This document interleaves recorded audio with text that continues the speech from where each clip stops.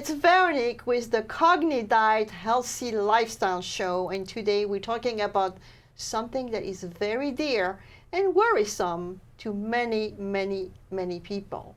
It's cognitive decline. It's the fear of Alzheimer's disease or early dementia. And to tell you the truth, there is more that we can do about it. There's never a time where it's too late or too early to deal with it. There are solutions. They have to do with lifestyle and everything we do towards our environment. And to speak about this today, I have Lisa Feiner, founder of Sharpe Again Naturally, a nonprofit organization focused on helping people to deal with cognitive decline, not just Alzheimer's disease. 5.8 million Americans are dealing with Alzheimer's disease now. It's going to be tripled within the next 30 years. And it's not only just the people with Alzheimer's disease that I feel sorry for, it's their caregivers, because this disease is taking a toll also on them from a mental, a financial, and a health perspective. So thank you for being with us today, Lisa. By the way, this interview will be in 2 parts.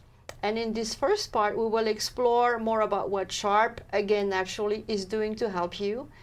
And we will share a lot of tips to prevent Alzheimer's disease or cognitive decline. The second part, we will look more at lifestyle changes you can make on a nutrition level, exercise, sleep, and stress. But let's focus on part 1. Thank you, Lisa. It's a pleasure to have you here. And before we start, I always ask my guests to share a little bit about themselves and what drove you to found this nonprofit organization. First of all, it's a pleasure to be here, Veronique. Really, thank you for having me. I think what drew me to this work is that I had a start in business and really shifted my career to holistic health coaching back in the early 2000s. And at the same time, I had been volunteering with elders at a nursing and rehabilitation facility and became a board member. And so I wear these 2 hats, and I've always had a great affinity for the elderly. And Bless you. Yeah, well, there are many people who gravitate to volunteering with children, but this was near and dear to my heart. So when I heard for the first time in 2011, very late, we were at a meeting, there were some holistic practitioners, and we heard for the first time that there had been people who had actually been diagnosed with Alzheimer's or dementia that had been able to regain their cognition. And it was there were specific causes, and many of the things that you mentioned, a lot of it lifestyle, but some toxicity, some environmental issues. And it all fell into place for me, that all of this increase in Alzheimer's we were seeing and I was noticing at the nursing home, there were reasons for it, and there was potentially something that could be done. And a few of us just said, let's form an organization to bring this information to the public. So it's called Sharpe Again Naturally. Yes. So tell me what this wonderful organization is doing in helping people cope with the signs and symptoms of cognitive decline. And by the way, we'll have another question later on. How do we know if we just have our memory going away because we age, or if it's Alzheimer's disease or dementia? But so what is the mission and purpose of Sharpe Again Naturally? So our mission is really to educate both the public and doctors and dentists, the communities that can actually help treat this. And but people have to know themselves that there's an issue. So we have brought together much of the research and information that has been out there really for a long time, but had never been gathered into one place. So we have a medical and dental advisory board, and we have listed the causes of dementia. We have 10 causes. We know there are probably more, and we monitor that research. So We are an educational organization. We continue to send out material either through e-blasts, we print newsletters, we do webinars, we make presentations. We may be branching out into a coaching program, and certainly we've been talking locally to start a support group for people who are interested in really addressing the symptoms of dementia naturally. Right now, the only approach that has really shown to work is one that is non-pharmacological, so no drugs are being used. But we know that there are things that we all can be doing starting today to take better care of our brains. Yes, I'm a nerd myself, and I love brains. But people are more afraid, in fact, of Alzheimer's disease than cancer. Yes. So tell us, Lisa, because everybody's going to freak out. Like, should I be worried if I forget what I came to do into a room, or if I forgot something on my shopping list? What are the tools we have to notice, well, this is normal aging, or I should be worried? So the first thing I want to say is that our world today is a very different world that we live in, that we have to deal with the internet and the news, and feeling like many things are coming at us at once. We are overwhelmed. We are, and that causes stress. And stress is prolonged stress is one of the causes of memory loss. And I would say many people feel that pressure. Young people are reporting much higher levels of anxiety today than we've ever seen before. So that's the first thing, is just to become aware that our environment is not helping us. But to your point, much of the time, our attention is being sort of, pulled in so many different directions at once that I find myself going into a room sometimes and saying, why did I come in here? Yeah. Because I've got like 3 or 4 different things on my mind. Yes. So it's partly focus. But the one thing that we know does happen is that starting even in our 30s, our processing speed starts to slow down from when we were, in our teens and our 20s, when our brain is really at the height probably of its sharpness. But that doesn't mean we don't have the functionality and the capability. But what it means is it may just take us a little bit longer to come up with that word, or that, that movie that you're trying to think of the name. Yes. Often if it comes to you a few minutes later or an hour later, a lot of that I think has to also do with the fact that as we grow older, we have more information stored. Yeah. And so it's sort of taking out that file, if you will. Yeah, the filing cabinets are getting huge as we get older, because we never forget anything. You're right. So we shouldn't be too worried about that. Not because of that, but what I do say to people is, if there has been a definite change in your ability, let's say, to remember or work with numbers, much easier for me to work with numbers and to remember them sometimes than names. Yes. I'm just not so great at that. So if I noticed a real decline in my ability to, to do math or balance the checkbook or things that I'm used to doing, that would be perhaps a sign. Or if somebody was always really great with names and never, forgot a face, and suddenly that's a problem, that's more of a telltale sign. And when people start noticing that they have some problems with memory, there are a number of things that go on. A lot of times it registers with us. But denial is very powerful. Yes. And I think what typically happens is that other people perhaps start to notice after a while. A spouse or an adult child will start to notice and may say something. And probably one of the most important things that your audience can learn today is, unlike when there was nothing that could be done, people would hide their memory issues because it was, it's construed as a weakness. Yes, yes. And it was we were stigmatized that way.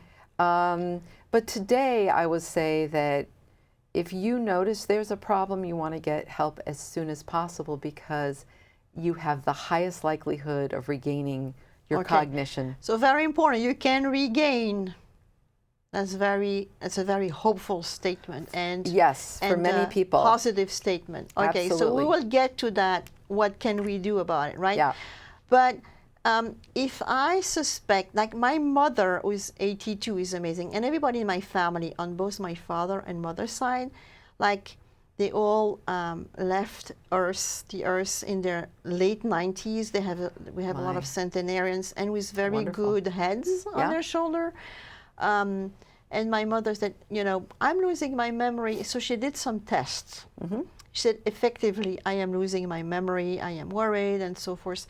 It kind of got her stressed. So, the stress is making it even worse. But we're going to talk about stress later. But my question to you is, if you have a suspicion that something may be going on, what are the steps? Are there places where you can take some tests, or are there doctors that are really going to help you? So what we have learned is that the typical tests that are given at memory centers are often not sensitive enough to pick up that very earliest stage of cognitive decline.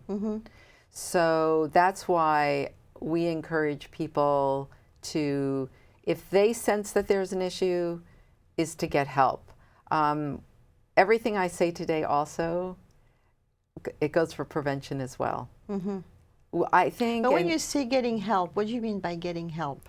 So if you look at the causes that are on our list, most traditionally trained medical doctors who go to medical school in this country are not trained to treat many of these causes. So they're not really trained very much in nutrition or detoxification or some of these food sensitivities or mold, Lyme disease, stress, how to combat stress, trauma. Like many of your typical doctors, a family doctor or your internist, they're not really trained to treat a lot of these things. Or to associate them with cognitive decline. Exactly.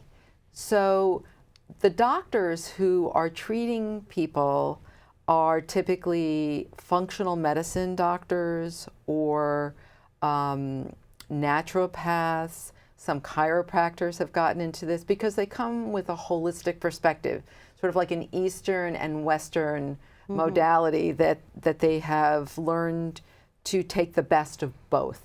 So there's definitely a place for what we know is traditional medicine, but there's also a place for these older traditions that are considered Eastern, but that look at the body as a set of systems as opposed to being very siloed and specialized, which is where I think, unfortunately, much of our Western medicine has gotten to today. Yeah. So I am familiar, and I know you are, with Dr. Bredesen. Yes. And his amazing book and his clinical trial, even if it was a small one, he did at UCLA with people who had early Alzheimer's disease, and he took some lifestyle and some nutritional steps in the trial, and like 9 out of 10 people improved, were able to go back to work. That was a breakthrough in the world of Alzheimer's disease. So he wrote a book. It's called the Bredesen Protocol. I think we have the book here, right? Is this book? It's called The End of Alzheimer's, which came out in August of 2017. Yeah. And in fact, I use some of his learnings in my own nutritional practice to make sure people are taking good care of their brain, because everybody's always obsessed with, my blood pressure, my cholesterol, or my weight, but what about your brain? So hasn't he started an accreditation or a school or something to train doctors to be more aware of what they can do? So he has done some training, and he's also working with the Institute for Functional Medicine. They have a reversal of cognitive decline module for their doctors who are training. Okay. So yes, and there are doctors practicing all over the world now who have been trained by Dr. Bredesen. So it has been shown to be, as of today, really the only effective approach, and it's called a multi-therapeutic approach. So Dr. Bredesen likens it to having 36 holes in a roof, because as part of his original study, he had 36 different interventions, whether it was a supplement or if it was fasting 12 hours between dinner and breakfast, or so 36 different things. And what he says is, you can patch even 10 of the holes in the roof, but unless you patch all the holes, Yes. the roof is still going to leak. And so that's an approach that is very different than the approach that research typically takes, which is you test one drug, and it's a double-blind placebo study, and then you know whether that drug works or not. Yeah. And what Dr. Bredesen is saying is that since all of these things impact your memory, it's important to look at all of them when you're trying to restore memory. Well, it's very interesting because I study this protocol, and we will talk more about it, because it's nutrition, which, by the way, is eat a lot of vegetables, eat fresh, eat organic, eat fish 2 or 3 times a week, which now I'm a little bit worried with all the plastic it contains, but sleep your 8 hours, fast 12 hours between dinner and breakfast, do some meditation, exercise 30 minutes. So to me, it was like all common sense lifestyle approaches that have to do with nurturing your body from a food and from a not spiritual but mental perspective, right? Yes, and there was another very powerful study called it's called the Finger study. It was the Finnish geriatric intervention study, and that showed, with a much larger group of people, about over 1,200 people, that interventions of nutrition, exercise, they monitored metabolic processes, and they also did some cognitive, mental stimulation, that the mental ability in terms of processing speed and complex reasoning, and there was one other dimension they looked at, but they all went up substantially. But I think most important, people who have dementia in their family, there is a genetic component, and that causes a lot of worry for people. Like, if my mother and my grandmother had it, won't I get it? Is it what, the gene ApoE4? Yes, it's the ApoE4 gene. However, one of the things that the Finger study shows is that these lifestyle interventions really can combat this genetic it. They can either tremendously delay the onset, or they can prevent it. That's a very important message. It's a message of hope. Don't let yourself be bogged down by a genetic test. Exactly, right? and don't think that there's absolutely no hope. Yeah. Like you said, because this was very encouraging, and I think the first phase of the study was done, but we should see more results from that study. And I wouldn't be surprised if it just supported what we've heard. And we really have to pay great attention to this environmental and lifestyle issues or tools we have, because there is no medication that really works, and all the last trials have failed. So we have to take our life into our hands, right? Absolutely. So you developed the roadmap to clarity with 10 pillars, and you even have like this wonderful, for my memory, cheat sheet with the 10 pillars, and it's impossible to cover them all today, at least in one session. True. So before we go to the lifestyle ones, stress, sleep, nutrition, and exercise, in the second part of this interview, let's talk about a couple of ones. This is what you told me before the interview. You wanted to be like surprising one, like mercury and heavy metal toxicity, or dealing with hormonal balances. So let's start with the environment. Yes. Because as I said, that our lifestyle has really changed with the advent of the internet and all this information. But we also live in a very polluted world. So our world has, in the last 100 years, especially in the last 50, I would say, has changed dramatically. When you know that newborns have over 200 chemicals in their umbilical cord blood, you know that they're starting already with it, as a disadvantage. Yes. And we're talking about toxins in the air, in your work or your home environment, toxins in the water. Yeah, toxins in the fabric of, they're not using this, I would call Scotch Guard anymore, because they realized it was impacting some kids. Yeah. So there are chemicals everywhere.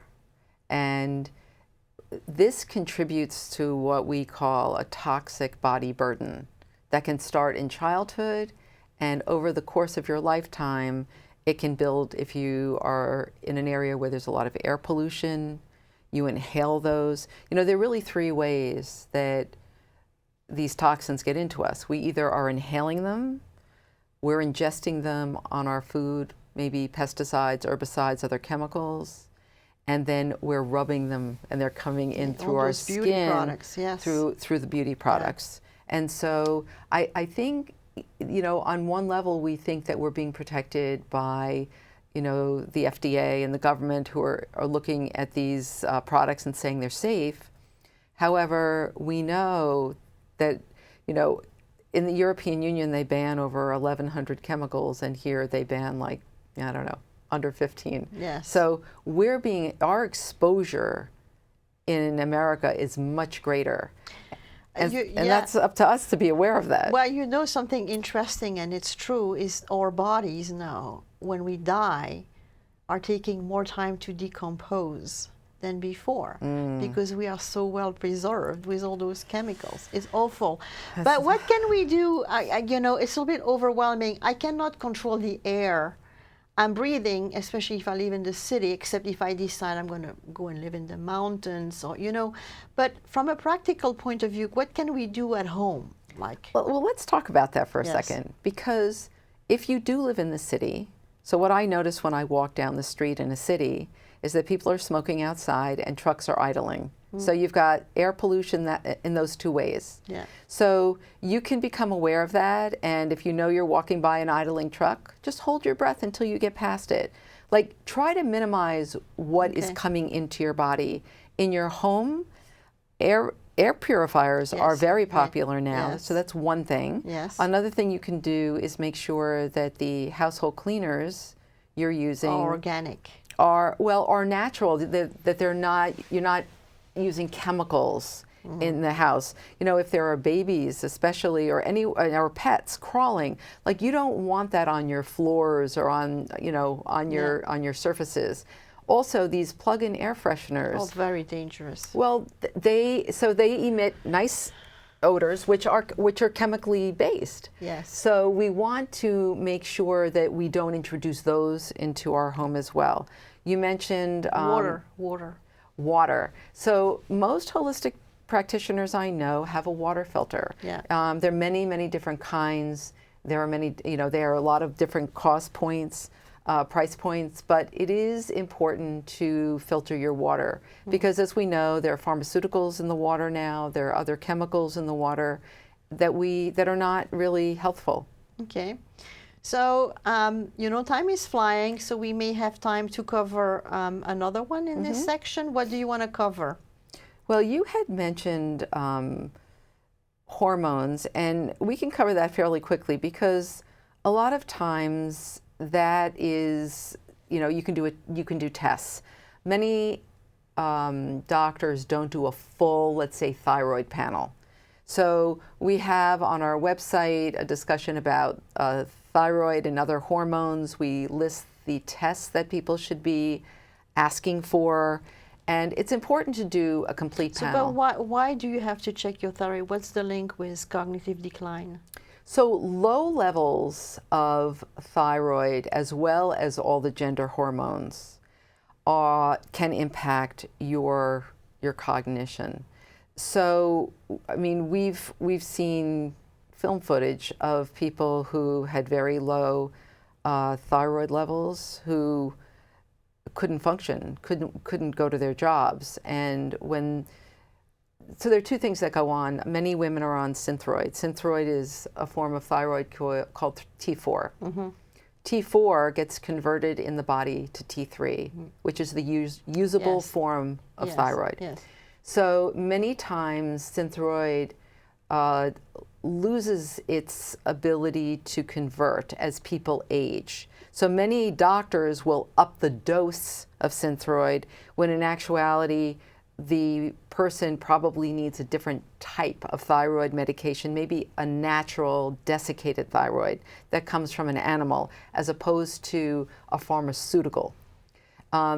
Because these desiccated thyroids have in the entire spectrum of thyroid. That's a very important piece of it. And what about, I know cortisol, which comes with stress, is horrible for your brain. Yes. I can feel it when I'm too stressed that I'm losing my memory, but it comes back. Right. But what about hormones like estrogen and also testosterone, right? And progesterone, and like progesterone. All those gender hormones, yes. When they are too low, there are studies to show that they impact your cognitive function. So you just want to make sure that, okay, so let's talk about estrogen. So a lot of women during menopause, their estrogen levels drop. And this is something that is natural. It's a phase of life that we go through. And typically what happens is that there is a period where we're not quite ourselves and we're not feeling like we're in a fog a little bit. We're not thinking clearly. Yeah. Mm-hmm. But once we get through a couple years, we are really back into being pretty sharp again. Yes. And I think that we see that with most women will feel that. Mm-hmm. I certainly can attest to that myself. Well, myself, I had a medically induced menopause because I had ovarian cancer. So they took everything away when I was 42. And I remember I had this like immediate total menopause. And one of the things I noticed was I was losing my memory. Mm-hmm. But you're right, it comes back. Yes, the body adapts. It does. To say, well, you're not depending on estrogen so much, you are depending on something else. Yeah, you're right. So I think we're getting to the end of part 1. And I wish I could have hours with you to talk about those 10 pillars. But we will be back with more, so stay tuned. This was the CogniDiet Lifestyle Show with Veronique, with Lisa Feiner, speaking about cognitive decline. In part 2, we will really go into lifestyle-specific things you can do to improve your brain. Thank you.